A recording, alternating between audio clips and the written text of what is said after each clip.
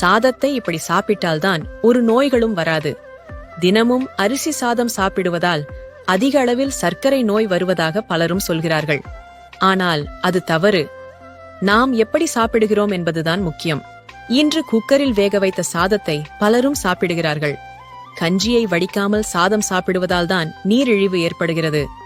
சாதம் வடித்த கஞ்சி சூடாக இருக்கும்போது சிறிது உப்பை போட்டு பருகினால் கண் எரிச்சல், பித்தம் ஆகியவை சரியாகும். ஆனால் கஞ்சியை ஆறிப்போய் குடித்தால் வாயுவை ஏற்படுத்தும். சாதம் உலையில் கொதிக்கும் போதே கஞ்சியை எடுத்து பருகினால் நீர்க்கடுப்பை நீக்கும். கொதிக்க கொதிக்க சாதத்தை சாப்பிடக்கூடாது. சாதத்தை மிதமான சூட்டிலேயே சாப்பிட வேண்டும். ஆனால் சாதத்தை சில்லென்று ஆறிப்போய் சாப்பிட்டால் கீழ்வாதம், மூட்டுவாதத்தை ஏற்படுத்தும்.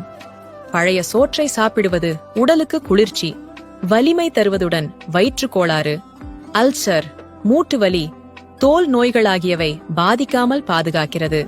பழைய சோற்றில் தயிர் ஊற்றி சாப்பிடக்கூடாது. மோரை கடைந்து ஊற்றி சாப்பிட வேண்டும். பச்சரிசி சோற்றில் பால் சேர்த்து சாப்பிட வாதம், பித்தம் நீங்கும். மோர் சாதம் செரிமான கோளாறுகளை நீக்கி வாதம், பித்தத்தை தணிக்கிறது. வாழை இலையில் சாப்பிடுவதால் அதிலுள்ள துவர்ப்பு சத்து உடலில் சேர்ந்து நன்மை செய்கிறது.